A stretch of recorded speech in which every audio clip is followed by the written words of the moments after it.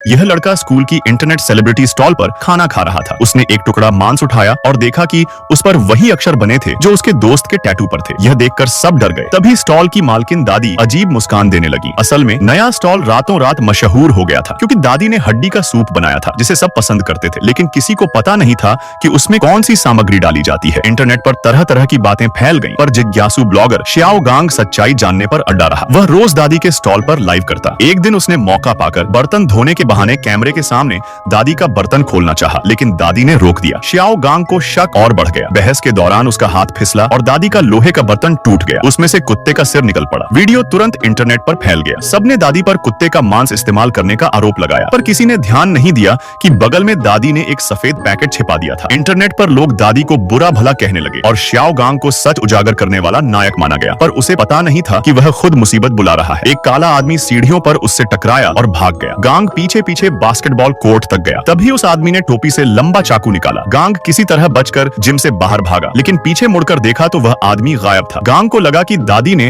उसे डराने के लिए किसी को भेजा है। वह फिर लाइव करने लगा और सबको बताया कि उसे धमकाया जा रहा है। तभी लोगों ने बताया कि वह काला आदमी असल में दादी का बेटा है। दादी उसकी तस्वीर पकड़कर रोती रही। पास वाले स्टॉल वाले ने बताया कि उसका बेटा 1 महीने पहले मारा जा चुका है और उसका सिर अभी तक नहीं मिला। प्रिंसिपल ने गांग को रिपोर्ट दिखाई कि हड्डी असल में चिकन की थी। सबने गांग से माफी मांगने को कहा, पर उसने इनकार कर दिया। छात्र उसे झूठा मानने लगे। गांग गुस्से में अकेला रोने लगा। तभी वहां एक आवारा बिल्ली आई। गांग ने तय किया कि वह बिल्ली को मारकर रात में दादी के बर्तन में डाल देगा, लेकिन जब वह अंदर गया तो उसने अजीब दृश्य देखा। दादी के मेज पर बेटे की तस्वीर और चढ़ावे रखे थे। उसने फोन से रिकॉर्ड करना चाहा, तभी पीछे से रहस्यमयी साया आ गया। टोपी हटते ही सामने बिना सिर का भूत खड़ा था। गांग डर कर गिर पड़ा। साहस जुटाकर उसने पास रखा बैग खोला तो उसमें सिर रखा था। तभी उसे सूप का स्वाद और पड़ोसी की बातें याद आईं। सच उसके सामने था। वह भागना चाहता था, पर दादी ने रोक लिया। वह बोली, अब तुम सब जान चुके हो, इसलिए जिंदा नहीं जा सकते। मैं तो बस अपने बेटे के साथ रहना चाहती थी। ये सूप मेरे बेटे की खोपड़ी से बना है। अच्छा है ना स्वाद? अगले दिन स्टॉल फिर खुला। छात्र बोले, आज का सूप हमेशा से भी स्वादिष्ट है। गांग के दोस्त अफसोस कर रहे थे कि वह इस स्वाद से वंचित रह गया। तभी एक दोस्त ने देखा कि मांस पर वही निशान था जो गांग की गर्दन के टैटू जैसा था, और सब दादी की मुस्कान पर ध्यान ही नहीं दे पाए।